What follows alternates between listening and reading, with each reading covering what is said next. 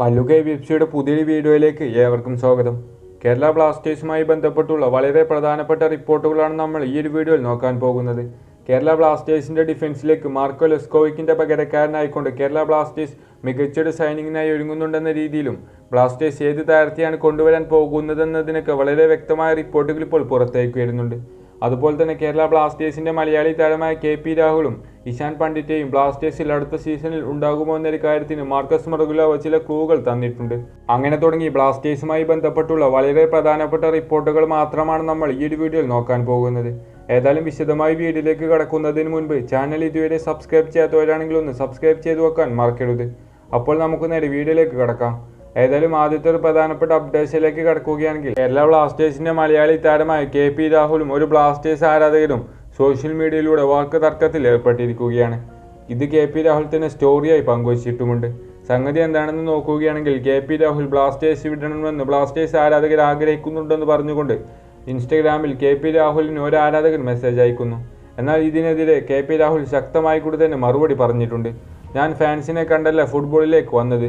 വളരെ കഷ്ടപ്പെട്ടുകൊണ്ടാണ് താൻ ഈ ഒരു നിലയിലെത്തിയതെന്നും തനിക്ക് ഫാൻസിനേക്കാൾ വലുത് തൻ്റെ ഫാമിലിയാണെന്ന് ആയതുകൊണ്ട് തന്നെ എല്ലാ വിമർശനങ്ങളൊക്കെ നേരിടാൻ താൻ തയ്യാറാണെന്ന് പറഞ്ഞുകൊണ്ടാണ് KP രാഹുൽ മറുപടിയായി പറയുന്നത്. നമുക്കറിയാം, ഈ കഴിഞ്ഞ സീസണിൽ KP രാഹുൽ വളരെ നിരാശാജനകമായ പ്രകടനമാണ് കാഴ്ചവെച്ചിട്ടുണ്ടായിരുന്നത്. ഏതായാലും വരും സീസണിൽ KP രാഹുലിന് വളരെ മികച്ച രീതിയിൽ ഫോമിലേക്ക് എത്താൻ സാധിക്കട്ടെ നമുക്ക് ആശംസിക്കാം.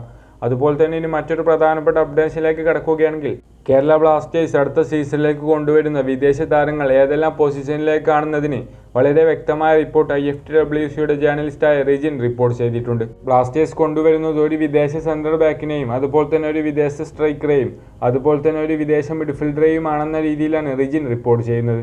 ഏതായാലും നമുക്ക് ഏതെല്ലാം താരമാണെന്നതിനെ നമുക്ക് കാത്തിരിക്കാം.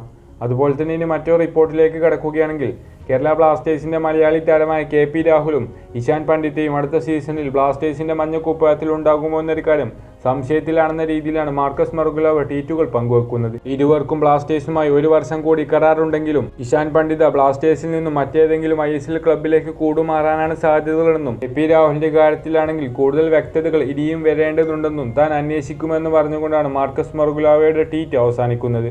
ഏതായാലും ചുരുക്കം പറഞ്ഞാൽ KP രാഹുലും ഇഷാൻ പണ്ഡിതയും ബ്ലാസ്റ്റേഴ്സ് വിട്ടുപോകാനുള്ള പോസിബിലിറ്റീസ് ഉണ്ടെന്ന് ചുരുക്കം.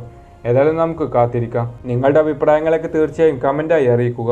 അതുപോലെ തന്നെ ഇനി മറ്റൊരു പ്രധാനപ്പെട്ട റിപ്പോർട്ടിലേക്ക് കടക്കുകയാണെങ്കിൽ കേരള ബ്ലാസ്റ്റേഴ്സിന്റെ ഡിഫൻസിലേക്ക് മാർക്കോ ലെസ്കോവിക്കിന്റെ പകരക്കാരനായിക്കൊണ്ട് കേരള ബ്ലാസ്റ്റേഴ്സ് മികച്ച എക്സ്പീരിയൻസ് ആയിട്ടുള്ള ഒരു സൂപ്പർ ഡിഫൻഡറെ തന്നെ കൊണ്ടുവരാനുള്ള നീക്കത്തിലാണെന്നും സൂപ്പർ ഡിഫൻഡറായ ട്രോമോ ഓൾഡറിനെ സ്വന്തമാക്കാൻ കേരള ബ്ലാസ്റ്റേഴ്സ് ഇൻട്രസ്റ്റഡ് ആണെന്ന് പറഞ്ഞുകൊണ്ട് ഇപ്പോൾ റിപ്പോർട്ടുകൾ വരുന്നുണ്ട്.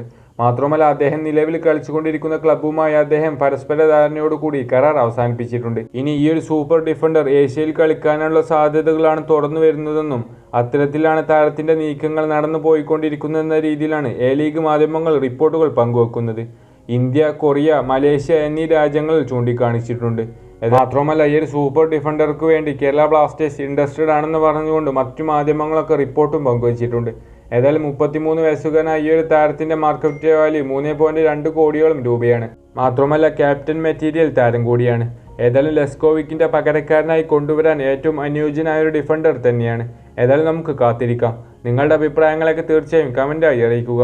വീഡിയോ അവസാനിപ്പിക്കുകയാണ്. ചാനൽ ഇഷ്ടപ്പെടുകയാണെങ്കിൽ സബ്സ്ക്രൈബ് ചെയ്ത് സപ്പോർട്ട് ചെയ്യാൻ ശ്രമിക്കണം. മറ്റൊരു വീഡിയോയുമായി നമുക്ക് വീണ്ടും കാണാം.